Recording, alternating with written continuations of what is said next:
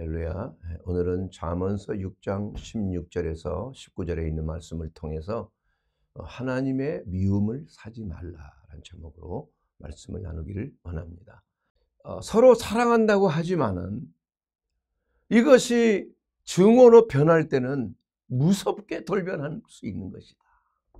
그래서 이 사랑이라는 그 자체가 미움이라는 것과는 반드시 동전의 양면과 같은 것이고, 사실 그 사랑하는 자만이 또한 상대를 미워할 수가 있는 거예요. 여러분, 무관심하면은 사랑하지도 않고 미워하지도 않습니다.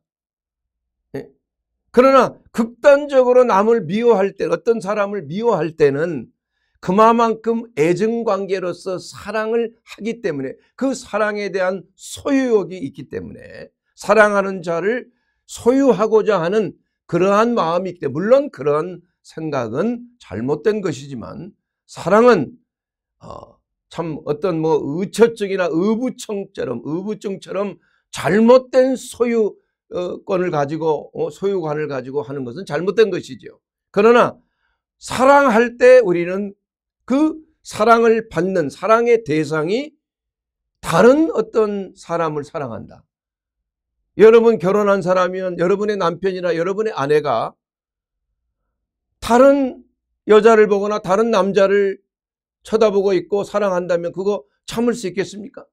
만약에 그러한 마음이 안 생긴다면은 여러분이 사랑이 없다는 얘기예요.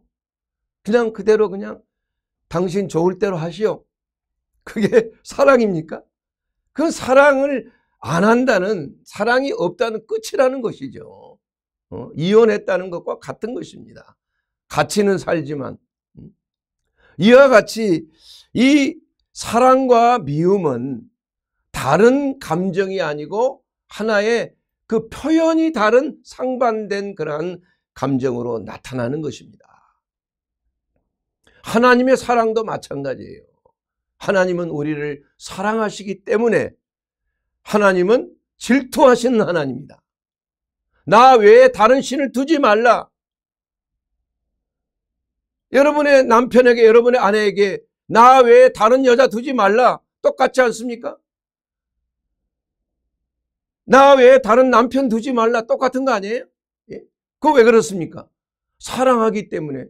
만약에 다른 사람에게 가버린다면 사랑이 깨지는 거 아니에요? 그렇기 때문에 절대적인 보호 권능이 있는 거예요. 보호 능력이 있는 거예요. 예?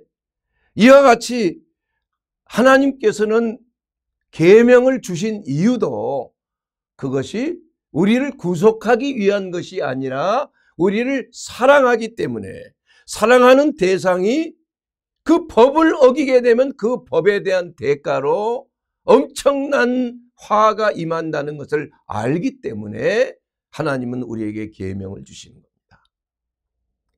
나 외에 다른 신을 두지 말라. 우상 숭배하지 말라. 안식일을 거룩하게 지키라.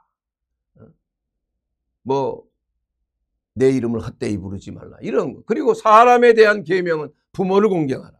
살인하지 하지 말라. 간음하지 말라. 도적질하지 말라. 거짓말하지 말라. 남의 걸 탐하지 말라. 이것은 바로 하나님에 대한 사랑과 이웃에 대한 사랑을 실천하기 위한 하나님의 법인 것입니다. 그래서 사랑은 반드시 법 안에 있는 것이에요. 진리 안에 흐르는 것입니다. 그래서 사랑은 진리의 강둑 안에 흐르는 물과 같은 것이에요. 여러분, 그 물이 강둑을 넘쳐나면 어떻게 됩니까? 홍수가 나서 주위에 있는 모든 생명체들에게 화를 입히는 거 아니겠습니까, 여러분? 여러분, 불이라는 것은 물보다도 훨씬 약한 것입니다. 홍수가 나면 막을 재간이 없어요.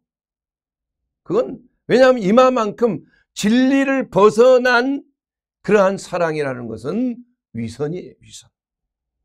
그리고 사랑이 없는 진리라는 것은 폭력입니다. 그래서 사랑 안에는 반드시 사랑은 진리와 함께 흐른다는 것을, 진리 안에서 흐른다는 것을 말씀하고 있는 것입니다. 자유라는 것도 마찬가지예요. 자유는, 우리가 자유를 느끼는 건 집이 잘 굳건하게 문이 잘 잠겨 있고 도둑이나 강도로부터 보호받을 수 있도록 안전할 때, 테두리가 있을 때, 문이 잠겨져 있을 때 우리는 그 안에서 자유하는 것입니다. 우리는 그리스도 안에서만이 자유함을 누릴 수가 있는 것이에요. 진리 안에서 자유함을 누릴 수가 있는 거예요. 사랑도 마찬가지입니다, 여러분.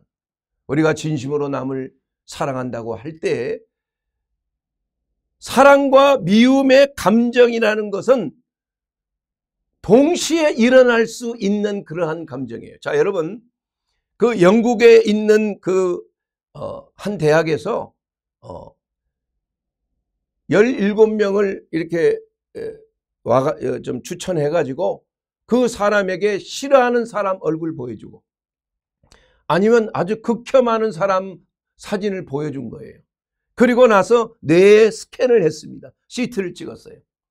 그런데 사랑할 때 하고 미워하는, 증오하는 그러한 감정을 가질 때 하고 뇌에 활성화되는 그 장소는 똑같은 장소예요. 예.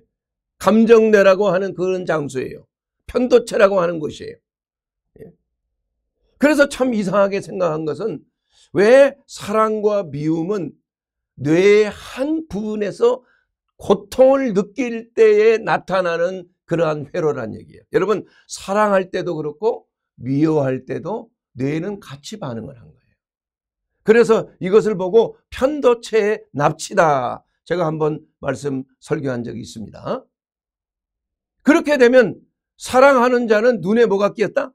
콩깍지가 끼었다고 그러죠. 콩깍지가. 그건 뭘 말하느냐? 다 이쁘게 보이는 거예요, 사랑하면. 뇌 전정부가 이 사랑할 때 느끼는 이러한 그 감성의 그러한 흐름이 뇌의 이성뇌인 전두엽을 차단시키는 거예요. 그래서 사람을 사랑하게 되면 그 사람을 다 무조건 안 좋은 행위, 말하는 그러한 행위조차도 이뻐하는 거예요. 미워할 때도 마찬가지예요. 사람을 미워하면 모든 것이 미워지는 거예요. 밥 먹는 것도 미워지는 거예요. 물 마시는 것도 미워지는 거예요. 왜 그렇습니까? 이성이 마비되는 겁니다, 여러분. 예. 그만큼 우리가 이 사랑과 미움의 감정은 이것은 같은 출발점에서 나오는 것이다. 그리고 사실 양자역학적인 면에서 볼 때 우리의 감정은 에너지입니다. 우리가 가지고 있는 이 몸과 똑같은 거예요. 하나의 이 감정이라는 것은 정신적인 것이지만, 눈에 보이지 않는 것이지만은, 들을 수 없는 것이지만은, 그러나 그것은 똑같은 파장을 가지고 있는 거예요. 각자의 파장이 있어요. 그런데 사랑과 미움의 파장은 같은 곳에서 똑같은 파장으로, 주파수가 똑같아요. 같은 주파수란 얘기예요. 쉽게 얘기하면 라디오를 틀면 그 주파수를 맞추면 그 라디오에 딱 그게 들어오잖아요. 내용이 들어오고 아나운서 말이 들리고 음악이 들릴 수 있고 주파수를 맞추는 거예요. 그런데 파장이라는 거예요. 파장에. 그래서 사랑의 파장은 사람을 살리는 파장입니다. 사랑을 받으면, 내가 사랑을 주면 나부터 살아나는 거예요.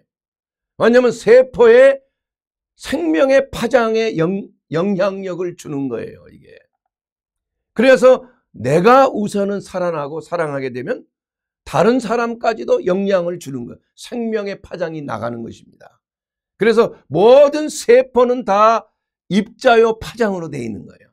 예, 그래서 입자냐 파장이냐, 그것은 보는 사람의 관측함에 따라서 양자역학은 얼마든지 변형될 수가 있는 것입니다. 미움의 주파수도 사랑의 주파수와 똑같아요. 왜냐하면 같은 뇌에서 나오기 때문에 그래요. 그러나 그 파장의 회로가 반대 거꾸로 역전되어 있어요. 그래서 그 역전되어 있는 미움의 파장은 파괴적이에요. 세포를 파괴하고 생명이 있는 곳에 이러한 DNA가 파괴되는 거예요. 그래서 모든 것은 끈 이론으로 되어 있는데, 끈이 어떻게 되어 있느냐, 모든 입자를 다 자르면 마지막에 끈 이론이라고, 양자역학에서 나오는 이론인데, 이것의 그러한 조화 가운데 있는 끈과 이 조화를 떠난 비정상적인 끈이 형성이 되면 그것이 병이 되는 거예요, 사람이. 그래서 악성암도 사랑을 받으면, 사랑의 파장을 받으면 정상적인 세포로 변환될 수가 있는 거예요. 정상적인 세포가 암세포가 되듯이, 암세포가 따로 생겨난 게 아닙니다. 정상적인 세포의 핵이 파괴되니까, 잘못 변형이 되니까 암세포로 되는 거예요. 그렇기 때문에 우리가 하나님에 대해서 착각을 하면 안 된다, 이거. 하나님은 사랑이시다, 이것만을 생각하는 거예요. 하나님은 모든 것을 다 사랑하시고 용서하시고 관용을 베푸시고 이런 하나님으로만 생각하지만 그렇지 않습니다. 하나님은 사랑의 하나님이지만 하나님의 특성이 뭡니까? 의로우신 거예요. 공의로우신 것입니다. 정의로운 것이에요. 하나님은 불의에 대해서 참지 아니하시는 공의로운 분이란 얘기입니다, 여러분. 여러분, 판사가 뭐로 이게 판결을 합니까, 여러분?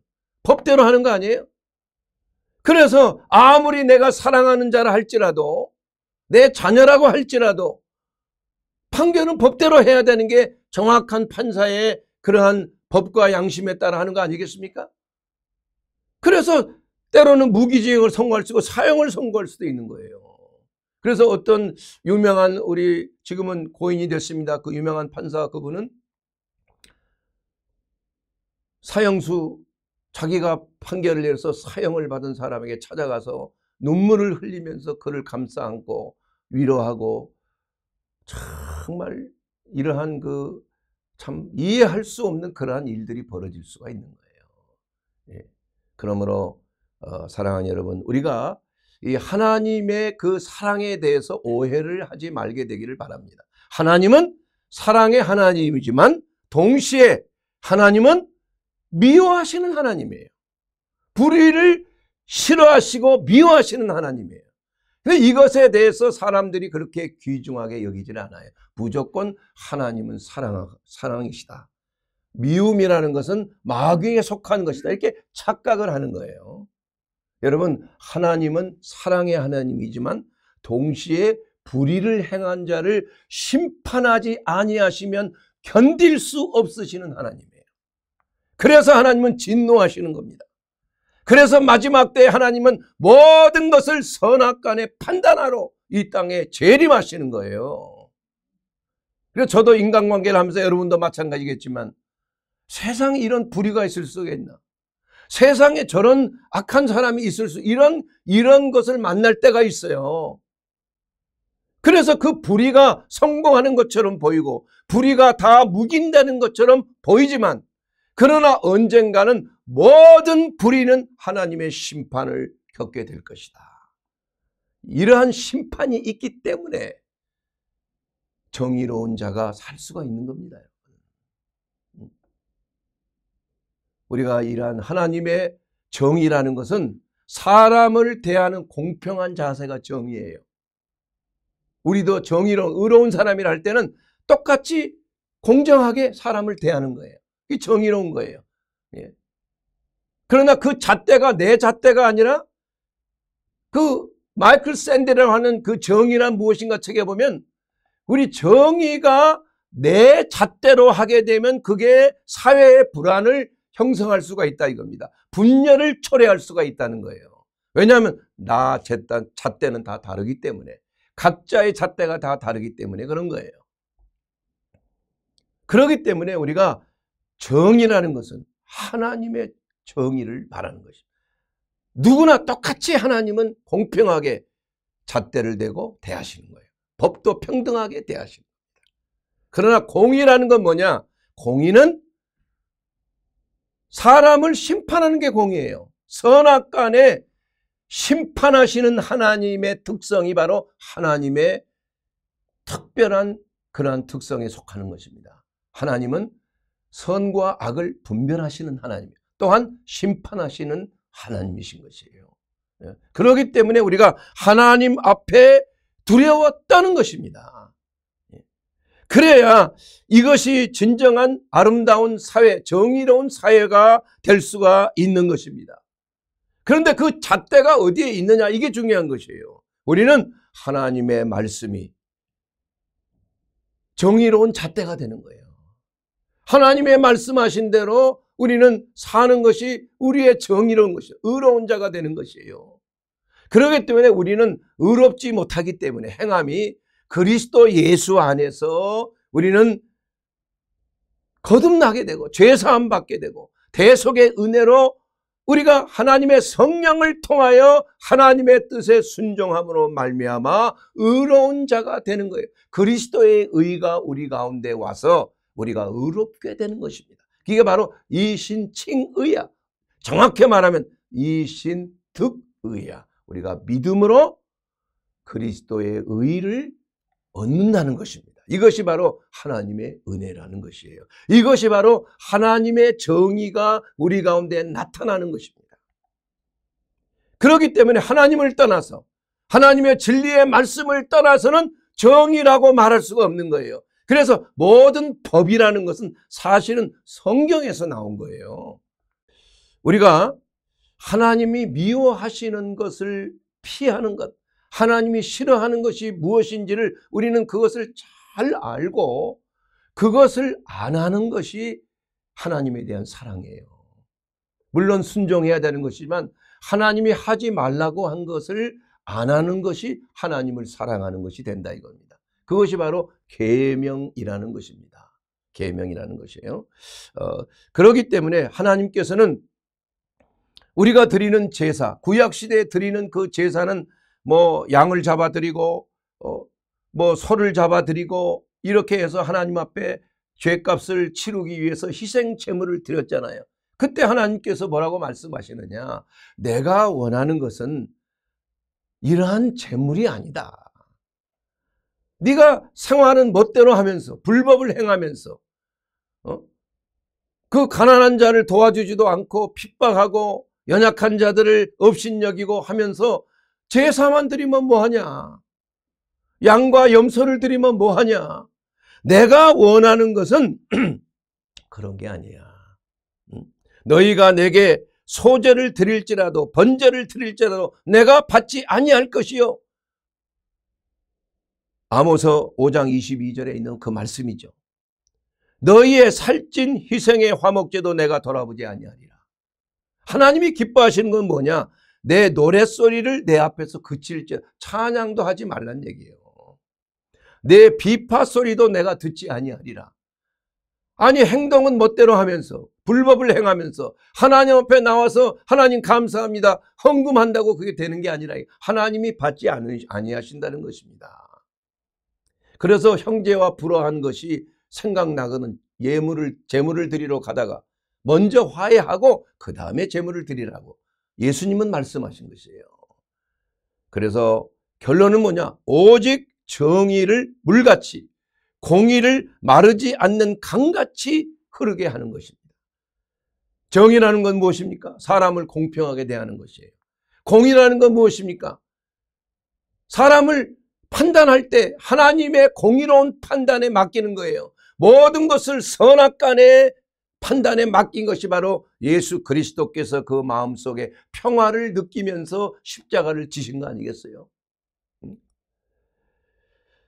그래서 하나님은 사랑만 하실 줄 알고 미워할 줄을 모른다. 이것은 틀린 말입니다, 여러분.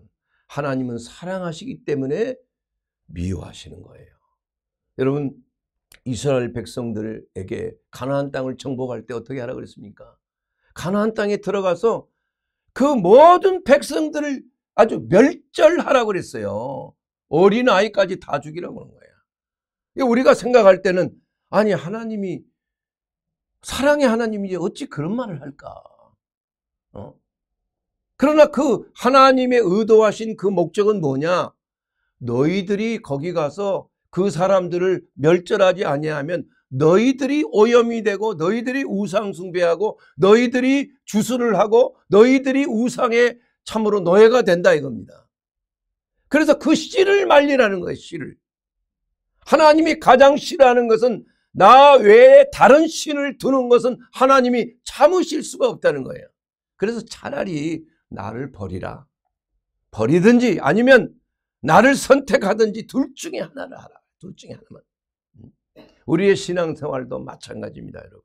결단이 있어야 돼요.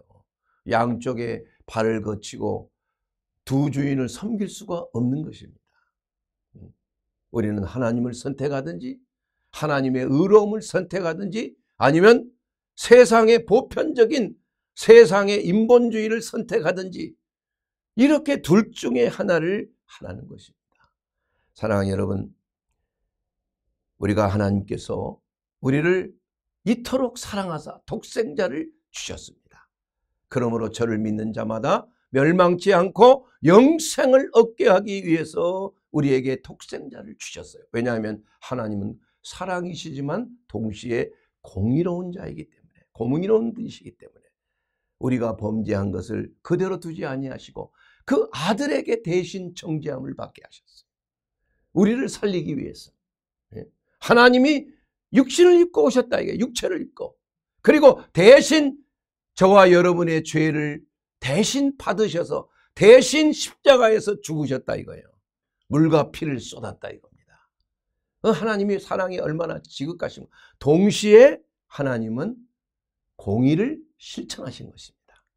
사랑과 공의가 그리스도 예수 안에서 다 이루어진 거예요. 이게 놀라운 하나님의 위대한 역사인 것이에요. 그래서 마귀는 불법을 행한 자들에게 합법적으로 주장하는 거, 노예화시키는 거 아니에요. 죄를 짓는 자마다 마귀에게 속한다고 그랬어요. 마귀는 불법을 행하는 자, 거짓의 압인 것입니다. 그러므로 우리가 죄를 지을 때 하나님께서는 어찌할 수 없이 마귀의 손에 그냥 끌려가는 것을 두고 볼 수밖에 없어요. 그렇기 때문에 그리스도 예수 안에 우리가 들어오게 되면 그 불법으로부터 우리가 자유함을 입게 되는, 그 은혜로 말미암아 자유함을 입는 것입니다. 우리가 죄인 되었을 때 하나님께서 우리를 사랑하심으로, 그리스도께서 우리를 위하여 죽으심으로 하나님께서 우리에 대한 자기의 사랑을 확증하셨느니라. 로마서 5장 8절에 있는 말씀이죠. 또한 10절에 보면 우리가 원수 되었을 때, 하나님과 원수 되었을 때 그 아들의 죽으심으로 말미암아 하나님과 화목하게 되었은즉 화목하게 된 자로서 더욱 그의 살아나심으로 부활로 말미암아 구원을 얻으리라. 그러므로 우리가 마음으로 믿어 의에 이르고 입으로 시인하여 구원에 이르는 거 아니겠습니까?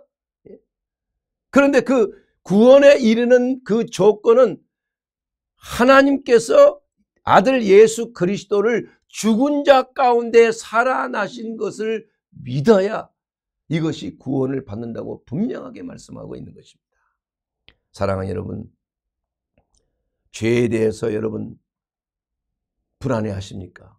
사람이 범죄하게 되면 우리 안에 양심이라는 게 있어. 양심이 매우 가책을 받는 겁니다.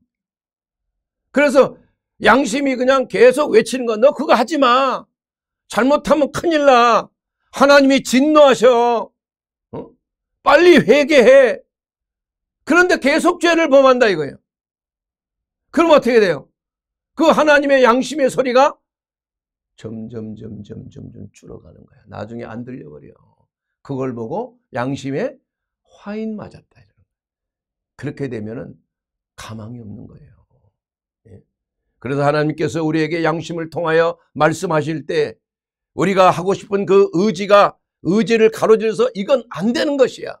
하나님의 말씀이 생각나게 하시고 하나님의 음성이 들려지게 하여 주셔서 우리가 나가는 길을 하나님이 막으신다 이거예요. 하나님의 말씀으로 우리 안에 계신 성령께서 그것을 하지 말라. 그러면 정령 죽는다 이겁니다, 여러분. 죄의 값은 뭐예요? 사망이란 얘기예요. 그래서 빨리 회개하라. 내가 내 아들 예수 그리스도를 화목제물로 내가 받았느니라. 너 즉시 회개하고 예수 안에서 다시는 범죄하지 말라. 내가 너의 죄를 용서하노라. 이렇게 하나님께서 우리에게 말씀하고 계신 거 아니겠어요? 그래서 예수님은 죄는 용서하였지만 그러나 다시는 범죄하지 말라.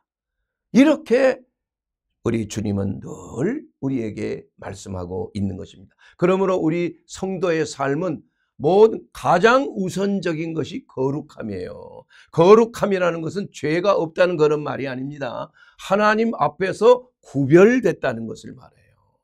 그리고 그 구별된 것을 헌신했다는 말이 바로 거룩함이라는 것입니다. 그래서 거룩하면은 항상 성결함이 따르는 것이에요.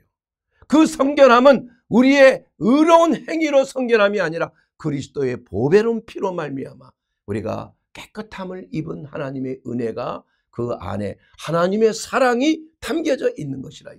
그리스도의 그 아픔과 그 죽음의 절규가 그 속에 담겨져 있기 때문에 하나님은 우리의 죄를 용서하실 수가 있는 것입니다. 사람은 하나님의 그 심판에 대해서 이렇게 말합니다. 하나님이 사랑의 하나님인데 왜 심판하셔? 용서하시면 됐지. 하나님은 천국을 지으셔서 좋은 곳에 가게 해 주시기만 하지 왜 지옥을 만드셨어? 그래서 지옥을 부인하는 이단들이 많이 있잖아요, 여러분. 하나님을 사랑의 하나님이라고만 생각하는 것, 그것은 사랑의 하나님이 아니에요. 하나님은 사랑하시지만 공의로우신 하나님이시요, 정의로우신 하나님이에요. 정의가 물같이, 공의가 강물처럼 흐르도록 하는 것이 하나님의 뜻이라 이거야. 그러기 때문에 예수님을 우리에게 보내주신 것 아니겠습니까?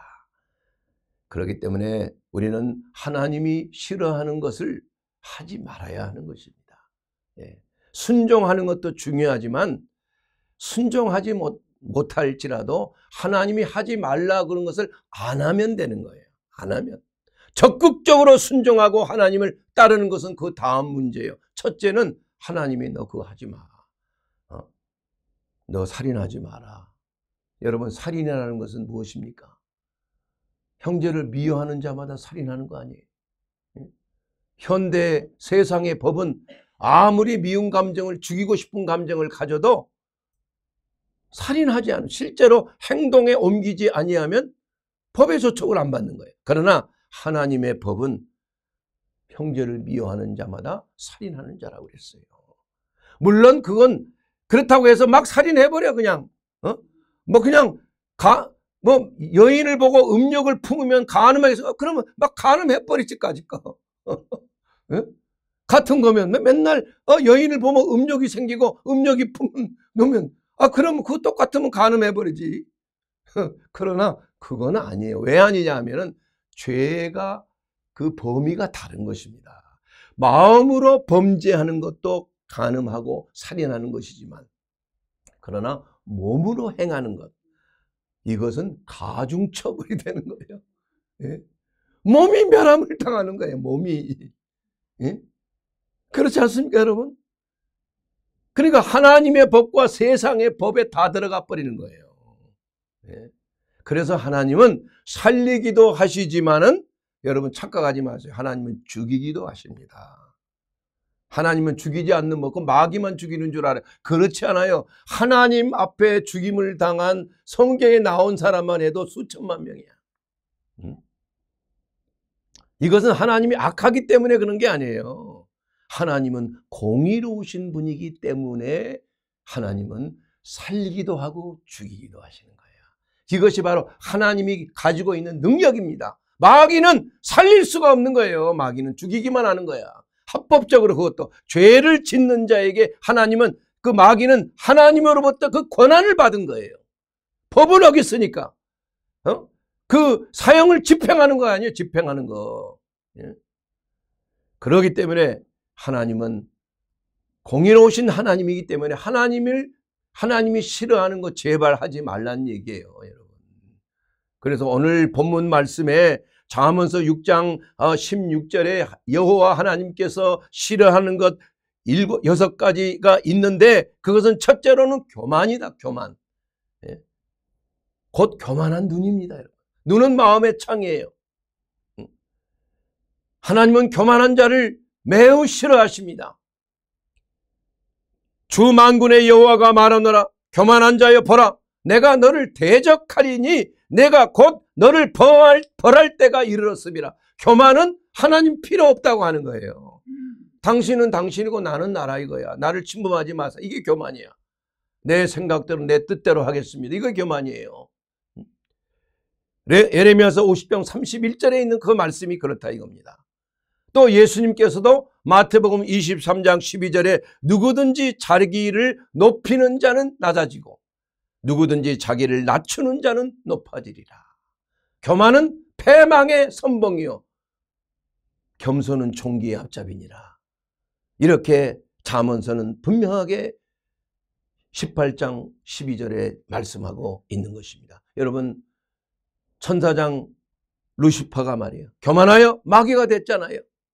그래서 하나님께서는 그 교만한 마귀를 심판하기 위해서 지옥을 만드신 거 아니에요.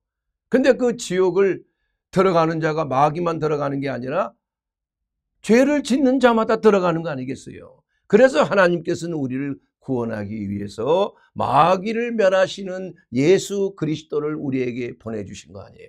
죄를 멸하신 거 아닙니까? 마귀로부터 우리를 끄집어낸 거 아니에요. 그 핏값을 주고 산 거 아니겠습니까? 그렇기 때문에 그리스도 예수의 겸손함과 온유함을 우리는 그리스도 안에서 배워야 하는 것입니다. 겸손은 비굴한 게 겸손이 아닙니다. 겸손은 하나님을 두려워하는 것이에요.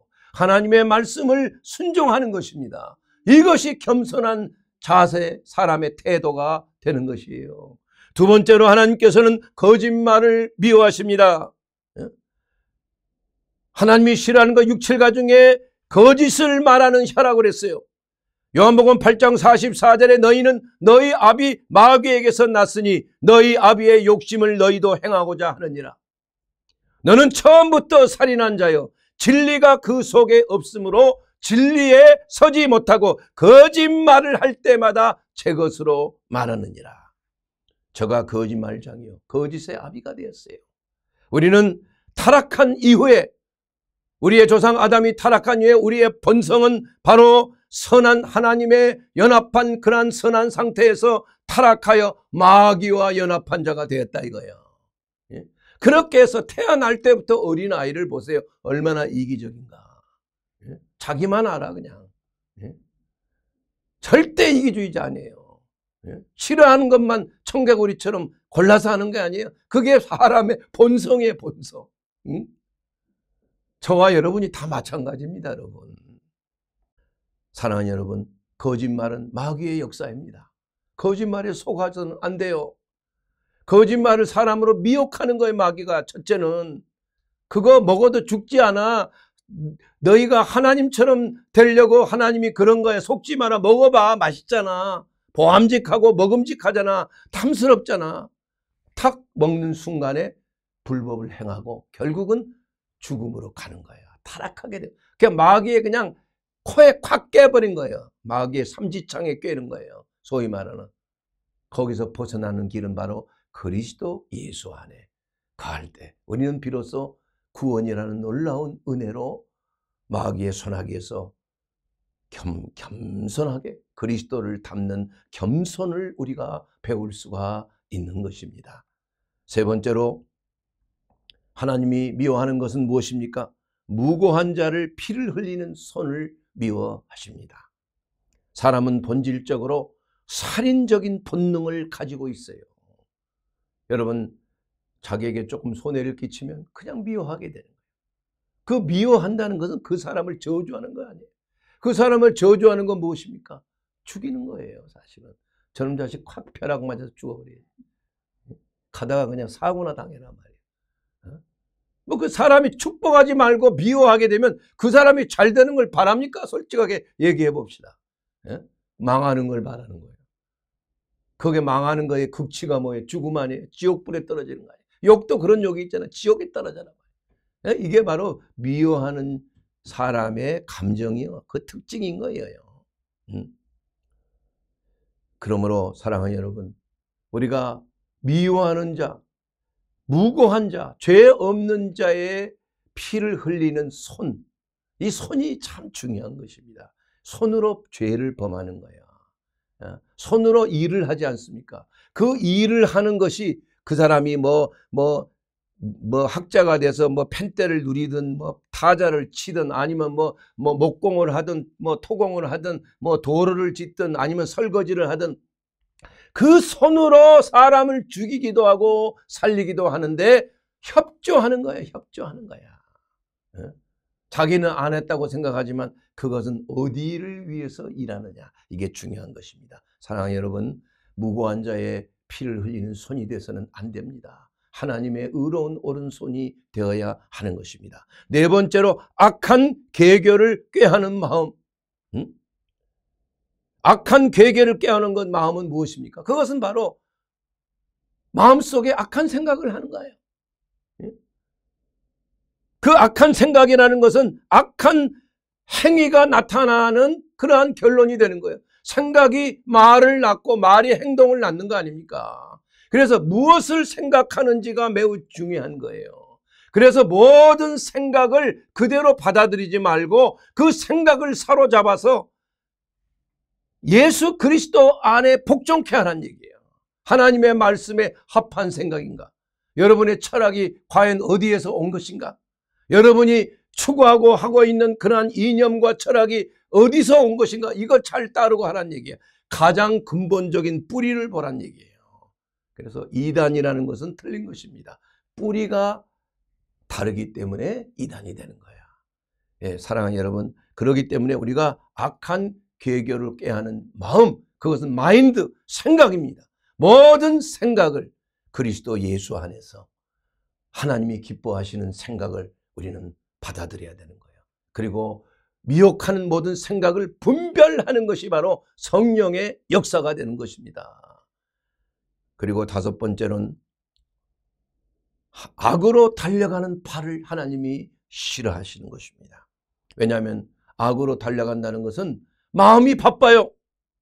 자기가 하고 싶은 그러한 정욕적인 생각이 들게 되면 급히 갑니다, 여러분. 달려가는 거예요. 제재할 수가 없어요. 가지 말라고 해도 막 갑니다. 충동적인 생각들. 그래서 우리가 늘 큰 그림을 바라볼 줄 알아요. 내가 이러한 생각을 행동으로 옮기게 되면 어떠한 일이 생길 것인가를 우리는 그려봐야 되는 거예요. 그 생각의 결과가 어떤 것인가를 생각해 봐야 돼요. 저도 이 사역을 하기 전에 다른 생각을 할 때가 많이 있었어요. 그래서 기도원에 가서 금식하면서 두 가지를 생각하라고 그래서 하나님께서 너는 네가 원하고자 하는 길이 있고 내가 원하고자 하는 길이 있다. 그러면 두 길이 같이 시작하지만 나중에 마지막 때가 어떻게 되는지 너 한번 생각해 봐라. 그래서 저는 이 길을 선택을 한 겁니다. 여러분. 여러분의 생각이 여러분의 운명을 좌우하는 거예요. 생각이 행동을 낳고 행동이 습관을 낳고 습관이 성격을 낳고 성격이 여러분의 운명을 낳는 것입니다. 그러므로 모든 것의 생각의 뿌리가 하늘에서 왔나 아니면 땅에서 솟아올라 왔나 이것을 우리가 점검해 봐야 하는 것입니다. 또한 여섯 번째로 형제 자매를 이간하는 자를 싫어하십니다. 우리는 화목제물로 화목의 그러한 자녀로서 이 세상을 화목할 수 있는 도구로서 하나님이 우리를 사용하시기 원하시는 것입니다. 하나님은 불화와 반목을 싫어하십니다. 대인관계를 망하게 하고 교회 안의 일치를 깨트리고 직장과 사회를 파괴하는 것이 바로 분열이에요. 분열. 마귀의 6가지 일, 그것은 첫째는 의심이요, 둘째는 분열임이야. 와해시키는 거예요. 그 조직을. 세 번째는 탐욕이요. 네 번째는 두려움이에요. 다섯 번째는 죽음이에요. 죽음. 그리고 또 한 가지는 반항입니다. 반항. 의심 다음에 반항. 예, 모든 것을 그 반항하는 거. 이게 바로 마귀의 특성이에요. 세속적인 사람의 특성이에요. 순종하는 걸 싫어하는 거예요. 권위에 복종하는 걸 싫어하는 것입니다. 이게 마귀의 가장 첫째는 의심이요, 둘째는 반항이에요. 그리하여 하나님을 대적하게 만드는 것입니다. 그리고 사람들을 분열시키는 거예요. 그리고 또한 두려움과 탐심을 통해서 결국은 죽음에 이르게 하는 것이 마귀의 일이에요. 이것을 하나님께서는, 예수님이 오신 목적은 마귀의 일을 멸하러 오셨다고 요한일서 3장 8절에 죄를 짓는 자는 마귀에게 속하나니 마귀는 처음부터 범죄함이라. 하나님의 아들이 나타나신 것은 마귀의 일을 멸하러 하심이라. 바로 여러분의 미혹하는 의심과 분열과 반항과 탐욕과 두려움과 죽음을, 그 일을 마귀가 하는 것이에요. 이것을 깨트려버리고 이것을 멸하러 오신 분이 바로 예수 그리스도가 되는 줄로 믿습니다. 여러분, 하나님의 사랑 안에서 하나님이 미워하지 하는 일을 하지 마시게 되기 바랍니다. 이것은 하나님이 싫어하는 것이요, 하나님의 심판을 자초하는 것이에요. 그렇기 때문에 속히 우리가 회개하고 하나님의 선하신 뜻을 성령의 감동으로 우리가 받아서 적극적으로 의지적으로 하나님의 뜻을 이루게 되기를 주의 이름으로 축원합니다. 이것을 위해서 예수 그리스도가 우리에게 오신 것입니다. 그러므로 누구든지 그리스도 예수 안에 거하면 정죄함이 없습니다. 영원한 생명을 얻습니다. 예수 그리스도는 우리에게 생명의 꼴을 먹이고 우리를 푸른 초장에 쉴 만한 물가로 인도하시는 선한 목자이시지만 동시에 사탄과 마귀를 멸하시는 유다의 사자인 것이며 왕 중의 왕이시여 전쟁의 신이신 것입니다. 마귀의 일을 멸하러 오신 분이십니다. 그러므로 여러분이 예수 그리스도 안에 거하면 우리는 음부의 권세가 선도되지 못하는 하나님의 자녀가 되는 것이에요. 사랑하는 여러분, 하나님은 정의와 공의의 하나님이십니다. 그러므로 하나님의 말씀과 그 계명에 순종하고 하나님이 미워하시는 것 선도되지도 말고 보지도 말게 되기를 주의 이름으로 축원합니다. 그렇게 되면은 바로 하나님이 약속하시는 생명의 꼴을 얻되 더욱 풍성한 삶을 누리게 될 줄로 믿습니다.